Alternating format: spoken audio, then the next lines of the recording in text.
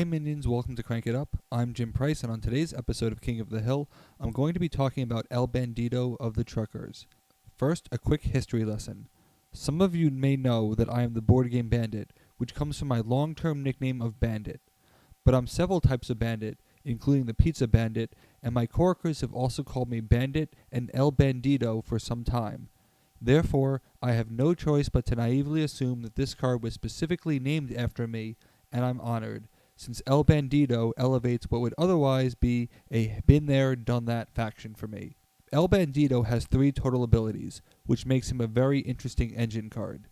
First, for his on-play ability, he can take control of an action on this base. Then for his talent, he can either play an additional action on any base, or transfer an action from one base to another. Let's break each of these down separately, looking at the specific wording of each part. First, he can only take control of an action on the base on which he is played. This means that he will have to be played on a base that an opponent is clearly trying to win. This will limit his ability, but the other 2 make up for it. He can play an extra action on any base, not just his current base, which is great for leaving him on another base and farming his ability as an engine over the long course of a game.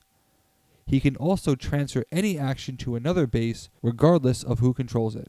He can only use one part of the talent each turn, but when you combine all 3, that's where El Bandido really starts to shine. Which action should you control? This will obviously depend on the factions of your opponents, but there are certain archetypes that you should look for. I'm going to run through some examples of great candidates showing what El Bandido can do with them. In general, you will want to look for actions that can provide long-term value, since these are ones that are more likely to be useful to your opponents anyway. The first is Enshrouding Mist. This lets you play an extra minion on the base. When you take control of it, it is likely that the previous owner will have used it to build up power on that base. This would mean that the base is close to scoring, and the action may not have long-term value. However, El Bandido can take the action and immediately use it to play another minion, then move it to another base. As a result, you use the action for its ability, but its long-term value will be increased after it is moved. He can move it again at a later turn if necessary, after the second base is about to break. If you're worried about a disenchant, remember that the truckers have many play-on-base actions, and maybe the disenchants will already be used. The second is Runes. This card alters the VP that will be given out to opponents. When it is taken, the dragons lose a powerful ability and a VP as a result. When you steal runes, you not only prevent the loss of your own VP, but you steal one from the dragon player, reducing their overall VP.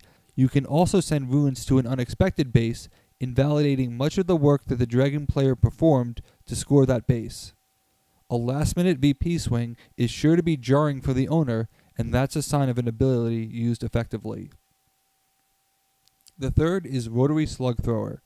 For the steampunks, I always debate between this and Agromotive because both cards are great, but the ceiling depends on the minion count at a particular base. In this case, I think Rotary Slug Thrower is a better fit for the truckers. Note that the Steam Queen may prevent the changing controller, but if you manage to steal it, you can send it to a base where you have many of your truckers. This is easy to facilitate because of the truckers' mass movement cards. You will also be taking away one of the steampunk power cards.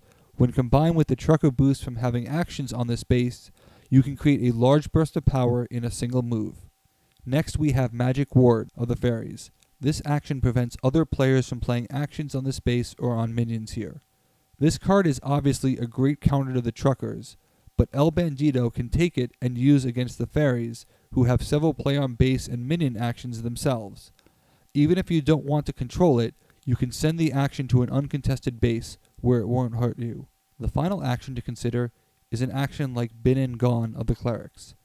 This cleric ability acts as a magnet that pulls a minion from a scoring base to the new base after it is done scoring. You can control this action with El Bandido, then immediately send it to a new base. You can even score the original base this turn, since El Bandido can be the minion moved over. Then, you can use his extra action play to gain an advantage on the second base, eventually sending over Benin Gone to a third base. As a result, El Bandido will function as a form of Archmage and will persist the entire game if done properly. This is one of the best ways to derive full value from El Bandido. There are many strong actions that are played on bases, but El Bandido can handle them in numerous ways. He can maximize the value of any action, stolen or outright owned, by moving them to new bases where they can continue to provide value. This is the very type of strategy driving King Minion that I love, so you will want to obtain him as soon as possible, either through fetching or card draw. I'm honored to have such a powerful minion possibly named after me, and I'm more excited than ever to give the truckers a chance.